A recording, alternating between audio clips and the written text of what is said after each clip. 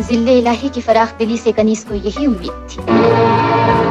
मुगल-ए-आजम मुगल আমলের পটভূমিতে রচিত কে আসিফের এই অমর প্রেমের সিনেমায় শাহজাদা সেলিমের চরিত্রে অভিনয় করেছেন দিলীপ কুমার। দেবদাস বিমল রায়ের পরিচালনায় এই সিনেমায় দিলীপ কুমারের বিপরীতে নায়িকা চরিত্রে ছিলেন সুচিত্রা সেন ও বৈজন্তী মালা।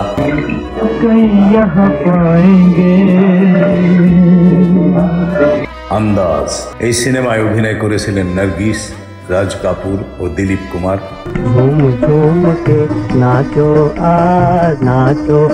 বাবুল 1950 সালের দ্বিতীয় সর্বোচ্চ আয় করা সিনেমা বাবুল।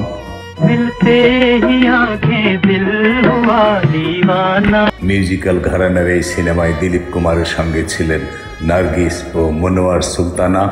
দিদার দিদার ছিল বলিউডের স্বর্ণ যুগের জনপ্রিয় সিনেমাগুলোর মধ্যে অন্যতম।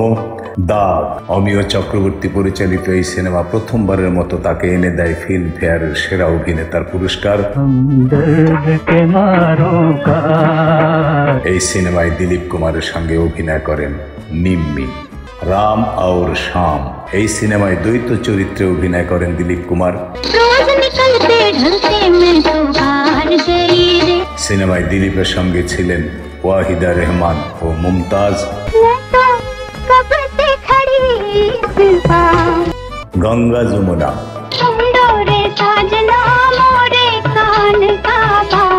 দুই দরিদ্র ভাইকে কেন্দ্র করে এই সিনেমার গল্প। একজনের নাম গঙ্গা, অপরজন যমুনা। দুই ভাইয়ের চরিত্রে অভিনয় করেন যথাক্রমে দিলীপ কুমার ও নাসির খান। দিলীপ এই সিনেমায় ডাকাতের চরিত্রে অভিনয় করলেও তার ভাই ছিলেন একজন পুলিশ কর্মকর্তা। দুই ভাইয়ের এই দ্বন্দ্বই ছিল সিনেমার শক্তিশালী দিক।